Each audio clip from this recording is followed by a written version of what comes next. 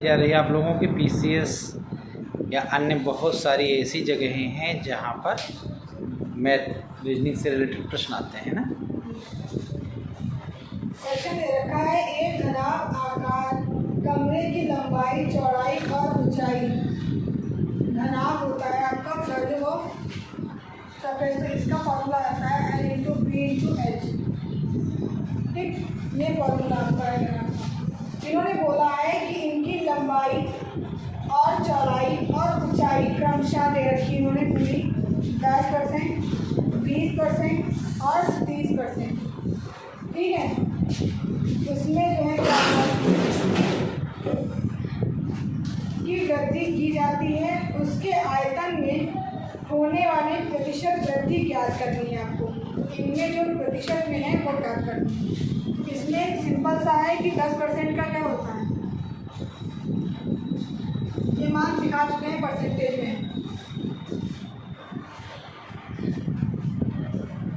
बताओ 20% का बताओ, 20% का बताओ।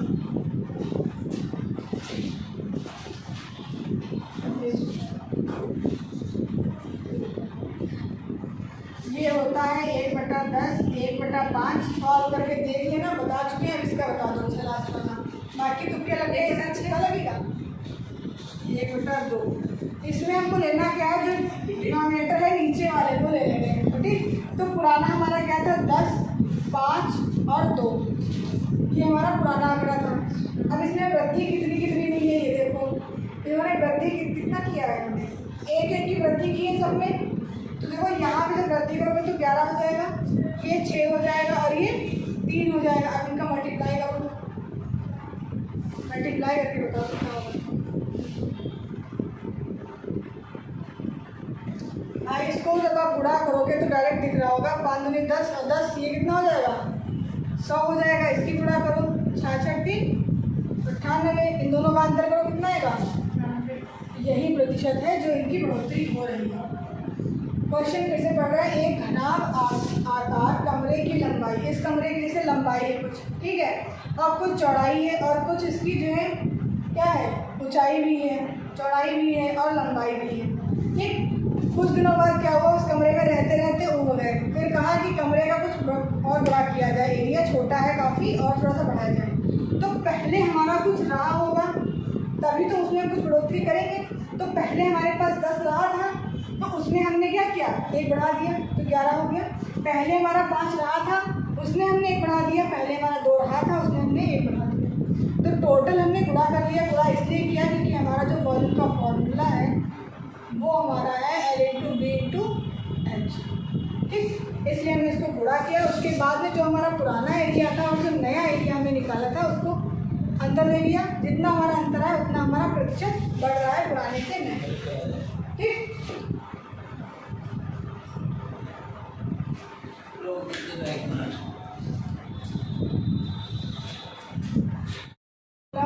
अगला पद जान कीजिए। देखिए अगला पद आपको बताना है। Z1 ए दे रखा है, पहला पद है। उसके बाद में X2 D दे रखा है। उसके बाद में V6 G दे रखा है। उसके बाद में आपको दे रखा है T21 J। फिर उसके बाद आपको दे रखा है R88 M। और फिर आपको दे रखा है B44 5 और दे रखा है P। और आपको इसके आगे का पद दिया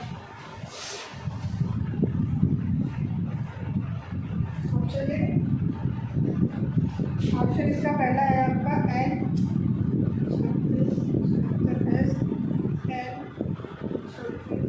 76 T N 26 70 N T 26 76। ये आपके ऑप्शन दे रखे हैं।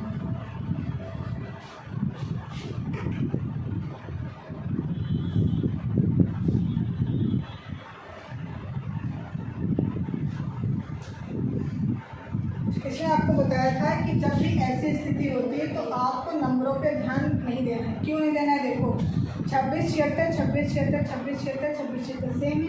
इसमें देखो 26 76 26 76 ठीक। यहाँ पे n सेम है, यहाँ पे s t n और यहाँ पे n सेम। तो करना क्या है, आपको सिर्फ अल्फ़ाबेट पकड़ लेना है। ये आपका 26 पे आएगा, ये 1 पे आएगा, ये कितने पे आएगा 24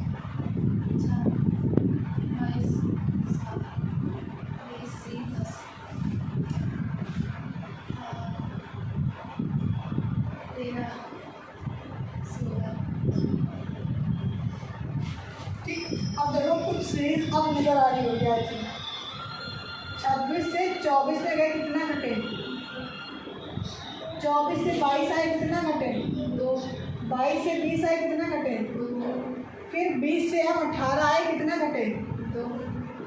फिर 18 से 16 के कितना घटे, तो 16 से 2 घटा क्या आएगा 14 पे क्या आता है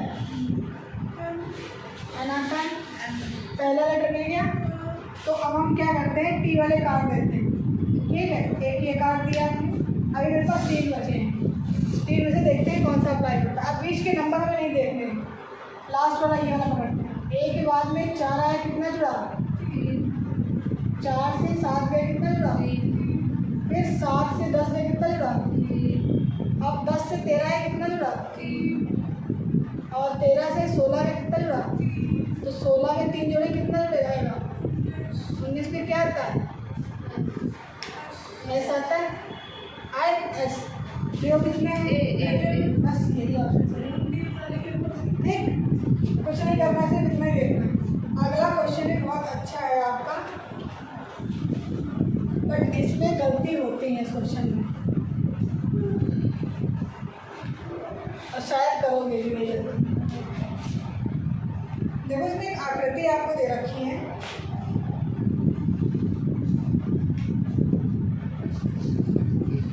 एक ये है, ठीक है। उसके बाद में कुछ इस तरीके से इसका 5 7 1 9 4 6 8 3 और दे रखा है 2, ये ठीक है। उसके बाद में क्वेश्चन सुन लीजिए, आकृति पर विचार कीजिए। भाई इसको बुरा नहीं लगेगा, विचार करिए, ठीक है। वो संख्या जो तीनों आकृतियों में है, वो संख्या लेनी है आपको जो तीनों आकृतियों में मिल रही। तो ऐसी कौन सी संख्या पहले बताइए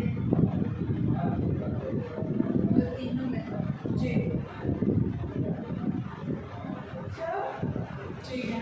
देखो यहाँ पे 4 को देखिए, आप ट्रायंगल भी स्पर्श कर रही, सर्कल भी कर रही और रेक्टेंगल भी कर रही। यहाँ पे 4 आपकी कैसी है जो तीनों को टच कर रही है। अब आगे सुनिए, में से उन संख्याओं का योग जो केवल त्रिभुज में हो, उन संख्याओं का योग जो केवल त्रिभुज में हो। तो त्रिभुज में बताइए कौन कौन सी संख्या है 5 और 3, इनका योग कितना होगा 8 हो जाएगा हमारा, ठीक है। ये बात समझिए। को घटाने पर प्राप्त संख्या, अब इन दोनों को घटाना है और संख्या चाहिए प्लस का 4 माइनस का 4, यही है जहाँ पे गलत होता है। यही तो समझना है, यही बता देंगे तो आंसर तो ही जाएगा।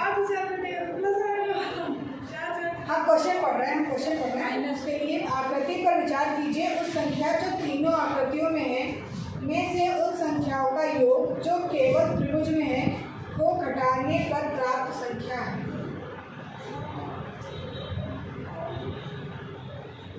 और इसमें ऑप्शन में प्लस का 4 माइनस का 4 माइनस का 3 11 सब दे रहे हैं।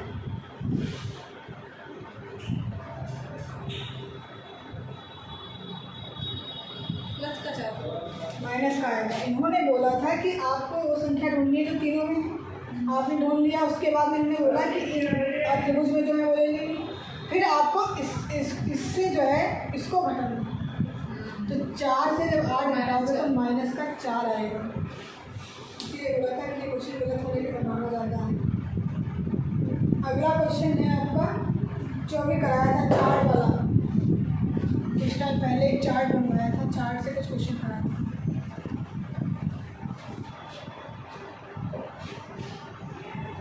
इसमें आपको कुछ डायग्राम दे रखा है, circle wise pie chart type में क्वेश्चन आपका ये।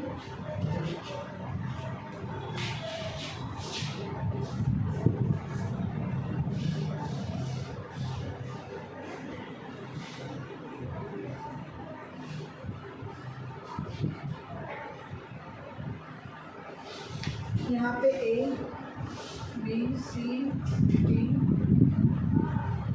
E और F दे रखा है 25%, 15%,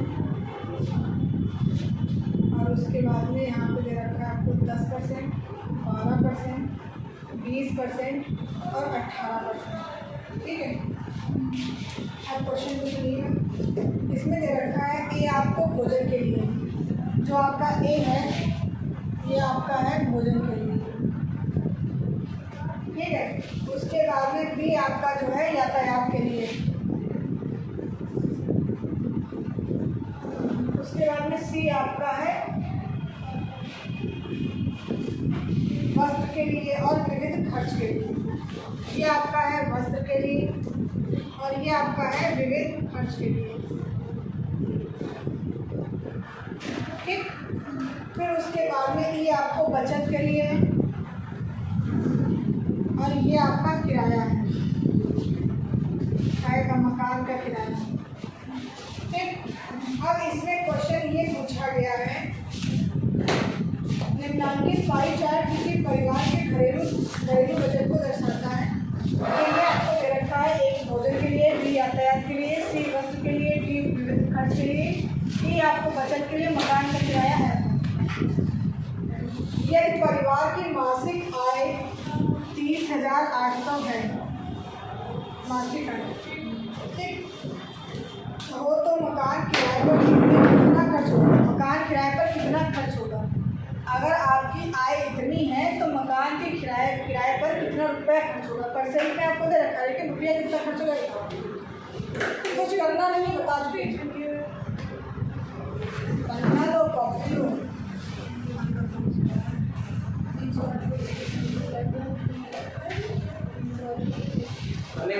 ऐसे डिस्कस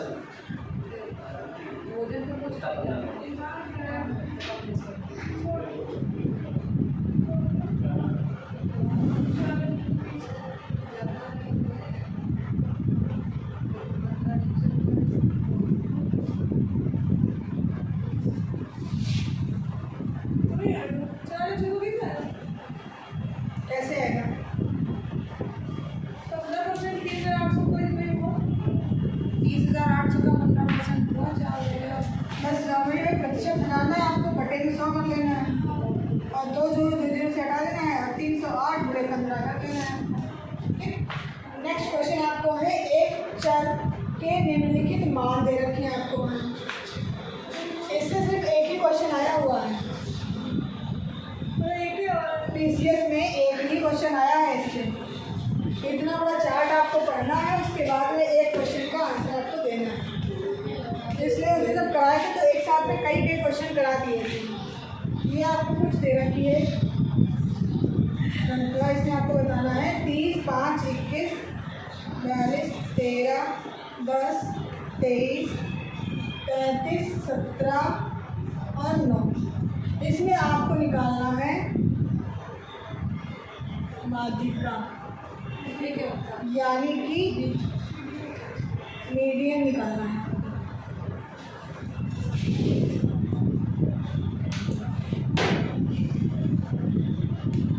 इसको निकालने के लिए सबसे पहले आपको क्या करना है, आरोही क्रम में, असेंडिंग ऑर्डर में, मतलब बढ़ते क्रम में आपको लगाना। तो सबसे छोटा इसमें आपको क्या लिखना है? 9।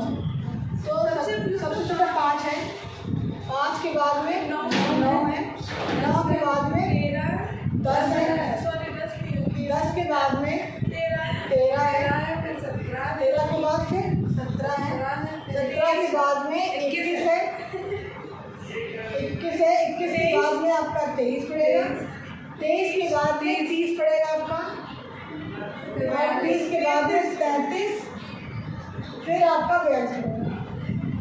ठीक, ये आपके हो गए आरोही क्रम। ठीक है, उसके बाद में आपको करना क्या है, इसमें काउंटिंग करनी। माध्यिका मतलब इसमें 20 का आपको निकालना। देखो इसमें 1, 2, 3, 4, 5, 6, 7, 8, 9, 10 है आपको देखो। अब इसमें फंस जाएगा कि 10 है, तो करना क्या है, आपको 4 घर काट देने हैं। ठीक है, 1, 2, 3, 4 इधर कट गए, 1, 2, 3, 4 इधर कट गए। ठीक, अब देखो यहाँ पे एक ये आपका 17 बच गया, सही कट जाए। यहाँ पे आपको करना क्या है, बीच में 21 और 23 दो बच गए, इन दोनों को जोड़ के बटा 2 कर देना। 1 2 3 4 5 1 2 3 तो ये इससे कोई नंबर माइस आएगा क्या? 22 4 44 22 ना 22 तो आएगा। ठीक है, आगे बढ़ते हैं।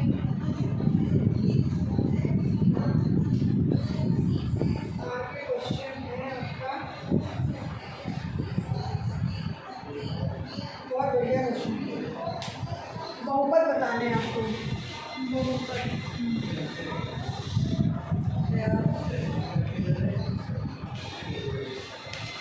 यहाँ पे दे रखा है यदि x माइनस 2 से भाग देने पर बहुपदों दे रखा है a(x³ minus 7x² plus 7x minus 2 तथा एक और दे रखी है आपको है x³ minus 2ax² plus 8x minus 8 समान शेषफल देते हैं तो यहाँ से आपको a का मान निकालना क्या होगा।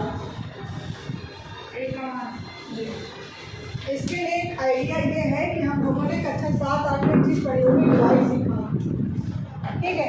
या तो हम लोग क्या करें, इससे करें, इससे कैसे करेंगे, x माइनस 2 बाई लिख लेंगे, ठीक है। उसके बाद में हम क्या करेंगे, नॉर्मली यहाँ से ले लेंगे अपना ax³ minus 7x² plus 7x minus 2, क्योंकि ये हमारा तो शेषफल आया था। तो अब हम करेंगे क्या, नॉर्मली हम यहाँ पे x² से गुणा करेंगे, फिर क्या करेंगे x³ लिखेंगे, माइनस का क्या करेंगे 2x² लिखेंगे, फिर ये बहुत लंबा रहेगा। नॉर्मली करना क्या है, इसको हमें पकड़ लेना है, इसको हमें बराबर 0 कर देना है। 0 जब आप कर दोगे तो ये आपका नॉन वेरिएबल है और ये आपका वेरिएबल है, तो इसको ट्रांसफर कर दोगे तो x बराबर क्या हो जाएगा 2, x बराबर 2 रखने पे आपको a का मान मिल जाएगा। x की वैल्यू आपको कहाँ रखनी है, यहाँ पे रखनी है। ये तो आपका ऑलरेडी है ही, शेषफल वाले क्वेश्चन है ये, क्वेश्चन रिमाइंडर वाले, ठीक है। आगे नॉर्मली आपको क्या करना है कि यही मान लेना है, 2 की वैल्यू रखनी है। तो देखो 2 अगर क्यूब, 2 का क्यूब क्या होगा,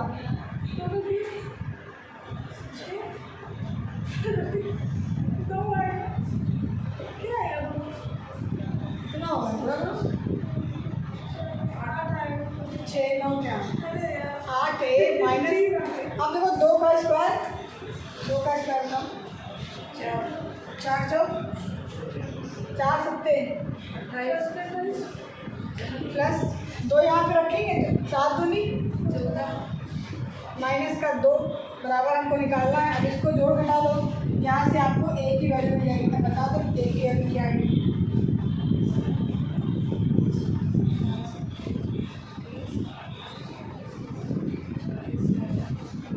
बराबर आपको करना है इसके रिमाइंडर के भी बराबर करेंगे आप।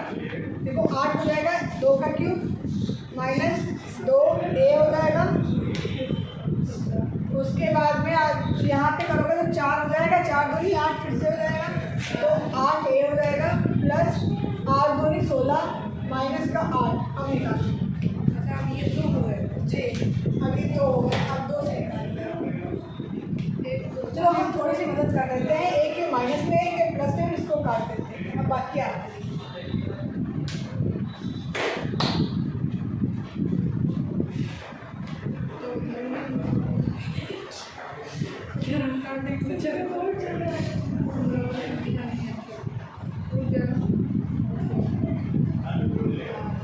देखो हम बता देते हैं आपको, सिर्फ इतना सॉल्व करना है, मुझे बताना है, ठीक है। इतना सॉल्व करना होता है जी, इसका हम इतना ही लिखते हैं। इतना बताइए, माइनस में होगा प्लस में होगा, ये आप बता दीजिए। यहाँ पे माइनस भी चलो लगा देते हैं, अब हम नंबर बता दीजिए कितना है। और इधर का तो लिखिए,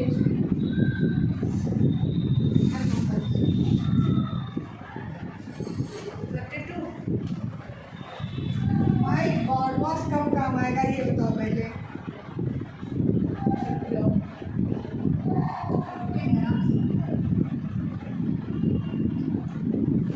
माइनस 28 माइनस का कितना होगा,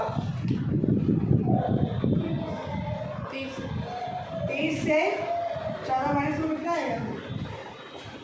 इससे कैरी लोगे 10 होगा, 10 से 4 6, यहाँ पे 2 से 1 16 32 पता नहीं क्या क्या तुमने बता रहा था तुमने 32 होगा तो क्या होगा पता ही नहीं चल रहा है ना। अब करना क्या है, चर और अचर एक साइड कर देना, वेरिएबल नॉन वेरिएबल एक साइड आप कर लेना। तो इसको आप इधर लाओगे, ये आपका माइनस में इधर प्लस में हो जाएगा, ये आपका इधर प्लस में ऑलरेडी है इसलिए माइनस में तो जाएगा प्लस में हो जाएगा आपका। अब इसको जोड़िए, अब तो बता दीजिए, इसको जोड़ दो, 16 ए हो जाएगा और ये हो जाएगा 32, 16 दूनी, यही हमने भी कहा कि 16 दूनी 32 होता है, 2 आ गया 80 में। अब एक क्वेश्चन है वो भी बहुत बढ़िया है, चलो एक बढ़िया क्वेश्चन ही करवा देते हैं जो समझ में आ जाएगा तुरंत। सेम क्वेश्चन आएगा, बहुत बढ़िया क्वेश्चन। चलो अच्छा वो लिख देते हैं, वो होमवर्क में क्वेश्चन जी, ठीक है। जो बढ़िया है क्वेश्चन जो मजा आएगा वो क्वेश्चन का, ये क्वेश्चन है होमवर्क में, लिख लो। x³ - 6a² + 2x - 4, इसका दे रखा है -3/2 x + 1, ये है होमवर्क, ठीक। इसका आंसर नोट कर लीजिए।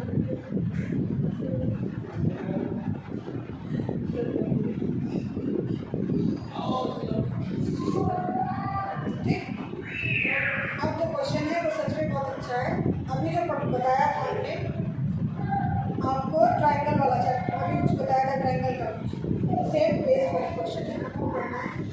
ABC एक समकोण त्रिभुज है, एक त्रिभुज बना देते हैं छोटा सा, यहाँ पे देखिएगा इस तरीके से मैं बना रही हूँ कुछ, ठीक है।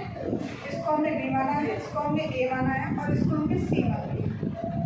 ये आपको D दे रखा है, आपसे पूछा गया है ये, ठीक है। अब आगे क्वेश्चन में पढ़ रही हूँ, दे रखा है ABC एक समकोण त्रिभुज है, ठीक है। यहाँ पे क्या है 90 डिग्री एंगल बन रहा है हमारा, जिसमें एक एंगल है हमारा 90 बता दिया, AD लंब है, जो हमारी क्या है AD है, ये हमारी लंब है यानी परपेंडिकुलर। BC पर, किस पे है B और C पर, क्योंकि ये हमारी क्या हो गया आधार, तब तो ये लंब होगा, तो ये हमारा हाइपोटेन्यूज होगा।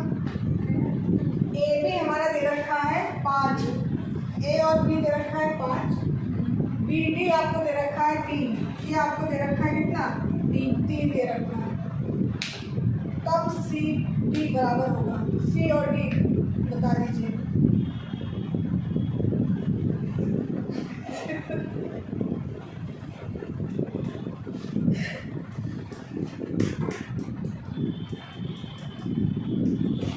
ट्रायंगल की एक प्रॉपर्टी होती है, उसके अनुसार क्या होता है, आपका जो ये होता है लंब, ये बराबर हमारा हो जाता है किसके, ये हमारा हो जाएगा BD गुणे AB के। ये ट्रायंगल की थर्ड प्रॉपर्टी से बिलोंग करता है। जो ट्रायंगल की प्रॉपर्टीज हमारी 6 होती है, उसमें जो थर्ड प्रॉपर्टी होती है हमारी है, उससे बिलोंग करता है। प्रॉपर्टीज इसकी 6 हैं, बहुत लेंथी हो जाएगा, देख लेते हैं तो डायरेक्टली। तो हमने यहाँ पे AD स्क्वायर का, जो हमारी AD होती है ये हमारी BC के बराबर होती है। क्यों होती है, क्योंकि हमारा इधर 90 डिग्री एंगल बन रहा है समकोण, लेकिन जो हम यहाँ से ले रहे हैं, तो अगर ये हमारा लंब है, ये हमारा आधार हो जाएगा, ये हमारा क्या हो जाएगा कर्ण, तो ये हमारा कितना बनेगा 90 डिग्री बनेगा। तो ये भुजा और ये दोनों ही क्या होती है आपस में समान होती है, तो अगर हम इसकी निकाल लेते हैं तो हमें ये भी ज्ञात हो जाएगा, ठीक है। तो यहाँ पे अब हम क्या करेंगे, 5 गुणे 3 कर देंगे, कितना आएगा 15 जाएगा, ठीक है। अब ये बताओ कि 15 का क्यूब कितना हो, तो अंडर रूट लग जाएगा 15 में, 15 अंडर रूट में है। अब बताओ 15 अंडर रूट में,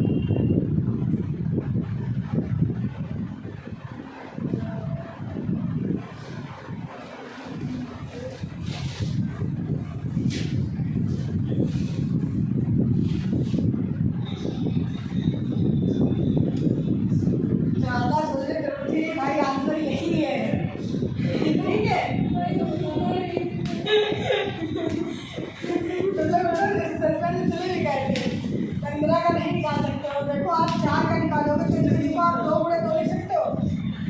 कि ऐसी कोई डिजिट है जिसको 2 बार गुणा करके 15 ला सकते हैं? तो जाहिर सी बात है नहीं होगा। इतनी सी तो बात थी। देखो अच्छा अगला क्वेश्चन और बताना है आपको। किसी त्रिभुज ए बी सी में ए बी हमारी 9 है, ए बी हमारी 9 है, बी सी हमारी 40 है, ए सी हमारी 41 है। तो त्रिभुज होगा समकोण वाला, अधिक कोण वाला, न्यून कोण वाला, बराबर कोण वाला।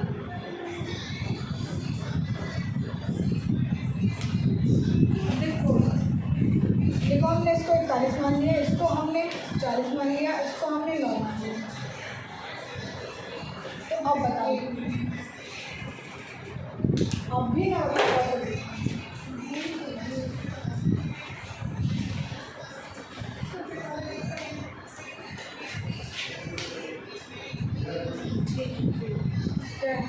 समझो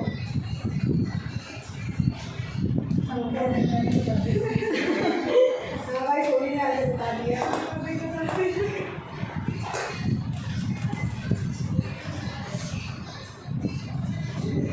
इसमें आपकी काफी क्वेश्चन थे, आपको क्वेश्चन पढ़ो।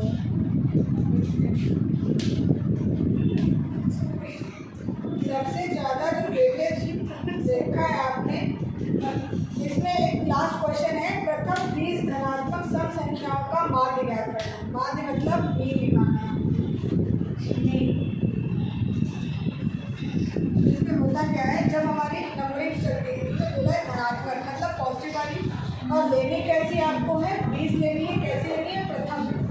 प्रथम 20 धनात्मक सम संख्याएं, धनात्मक भी है और प्लस में सम भी है।